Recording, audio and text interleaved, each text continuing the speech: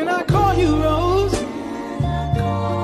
'Cause you're sweet like a flower in bloom. Magandang araw, ako nga pala si James Ivan C. Kundangan, galing sa 11th STEM C at ito ang aking vlog sa kusina. Ang aking lulutuin ay ang kakanin na pinilipit. At ito ang mga sangkap. Giniling na malagkit, asukal at saka tubig. Sa paggawa naman ng galapong o dough, kailangan naman natin ng mixing bowl. Dito natin ilalagay ang giniling na malagkit. Kapag nailagay nyo na ang giniling na malagkit, sunod ay lalagyan nyo ito ng asukal o kung anong gusto nyo.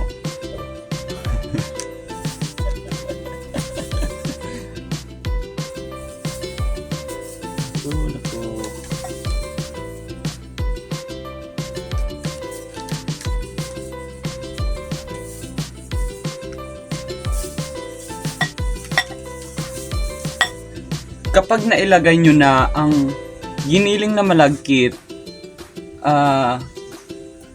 pwede nyo itong lagyan ng asukal para may konting lasa, manamis-namis. Sa paglagay naman ng tubig, kailangan ay pakonti-konti lang ang paglalagay dahil baka masobrahan. Sa paglagay ng asukal sa galapong o sa ating dough, ito ay optional lamang. Maaaring hindi mo na ito lagyan kung ayaw mo.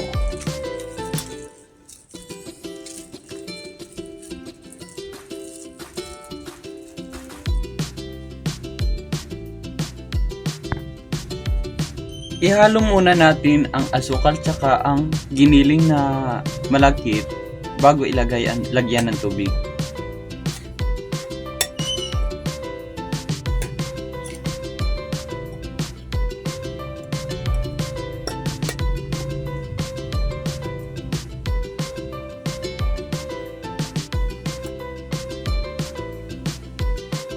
Sa paglalagay naman ng tubig, kailangan ay pakonti-konti lamang ang paglalagay natin ng tubig. Haluin ito hanggang sa magbuo dahil tayo ay gagawa ng galapong o dough.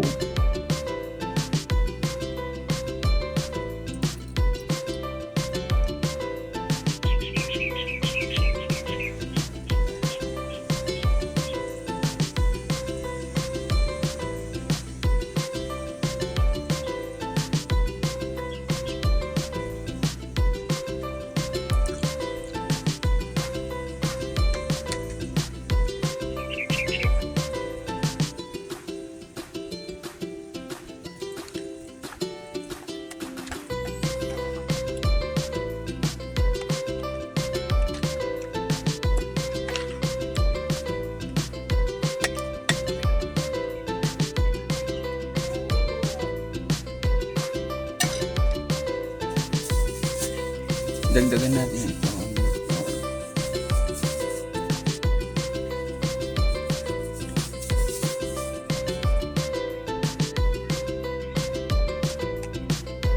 Para maayos natin ang galapong o dough, gagamitan ko na ito ng kamay.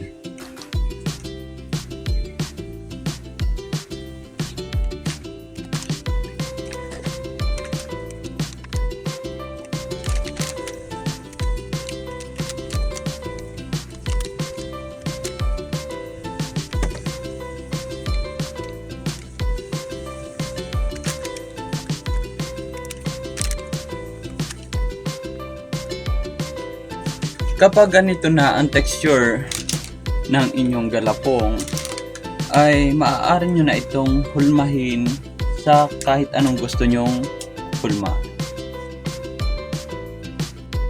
Dito sa ating paglalagyan, maglalagay lang ako ng konting harina upang hindi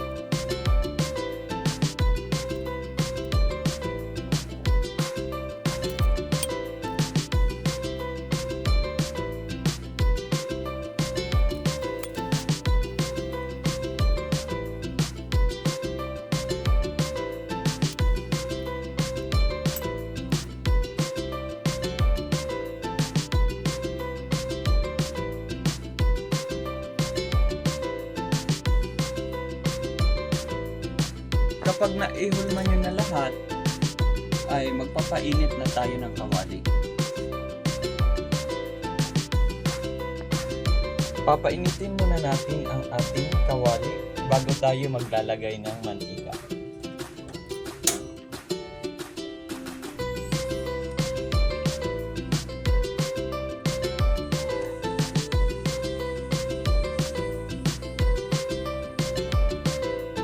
Ayan.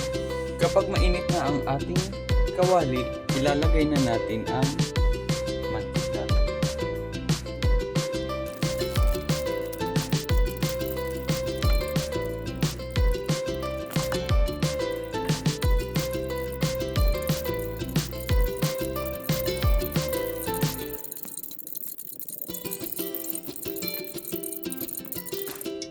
Kapag mainit na ang ating mantika, maaari na natin ilagay ang ating ginawang ililipit.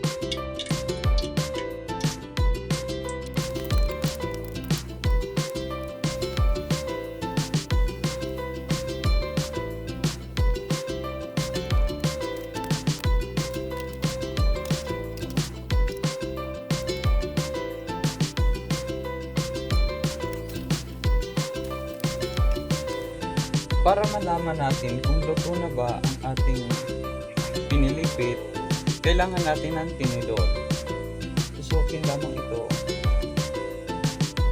At kung may sumama sa tinidor natin, ay hindi pa ito ganun kaluto. Ayan, madali na siyang maluto.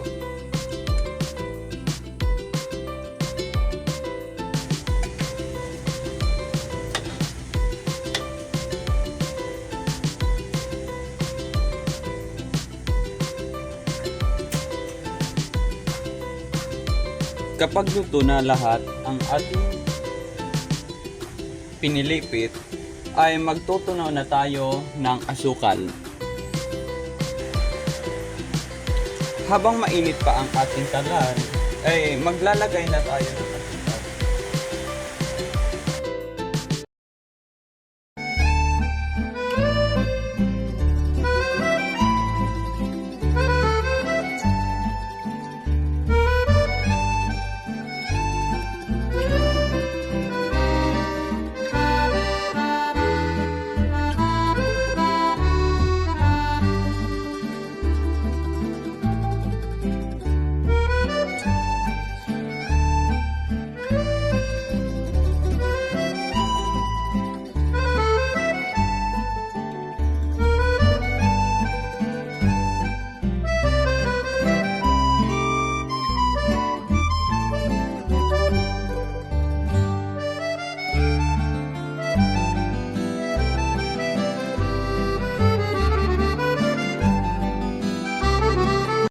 Ito na pala guys ang ating finished product sa ating pagluluto. Salamat! Yummy, yummy, yummy, in my tummy. Yummy, yummy, yummy, yum, yum, yum. Yummy, yummy, yummy, in my tummy. Yummy, yummy, yummy.